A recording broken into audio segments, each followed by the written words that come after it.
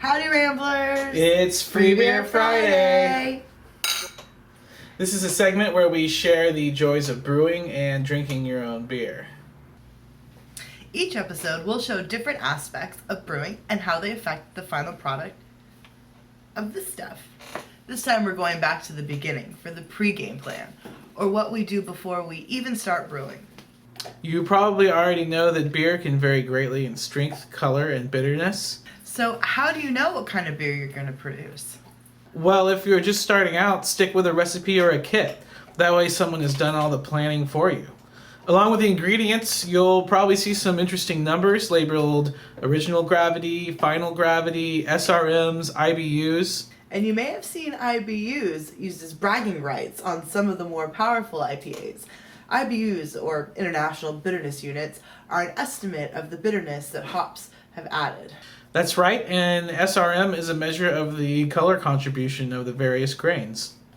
What about that gravity stuff? What does gravity have to do with beer?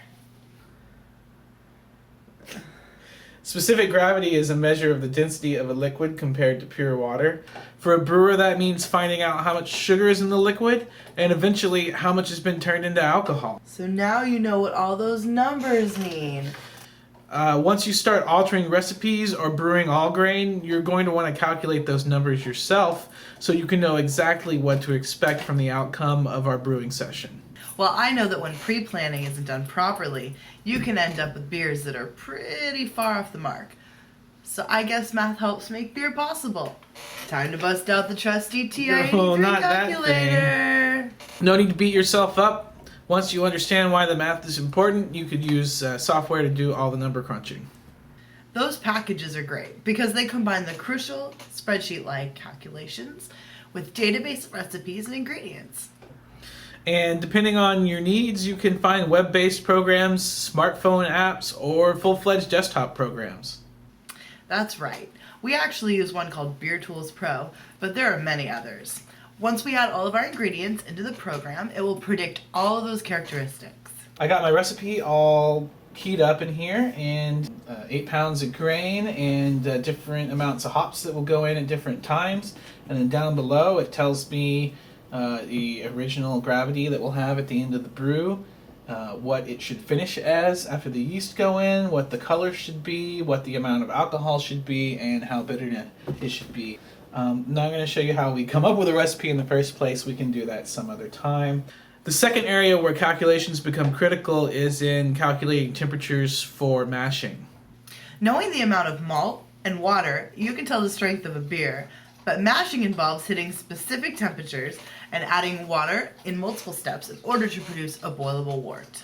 From there, I can pull up and I get to another tab here called the schedule. For mashing the beer, for doing an all grain brew like we do, this lets you determine how much liquid you're going to put in each of your steps. You don't need to worry about this for extract brewing, but it's good to have some idea how the process works. Basically, you just need to take the temperature of the grain, and from the quantity, you can calculate how hot the strike water should be. So when you add it to the grain, you hit the right mash temperature. Okay, so here I got my grain. I've been storing it right up there. And 74, about 74. And I also like to put in the ambient air, about 74. And this will just adjust the temperature we need the water to get for the mash. And we'll talk more about the mash in a future episode, but for now we have our brew planned and are ready to move on to the next step.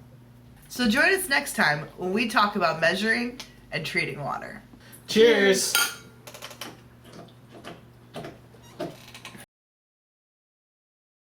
Math!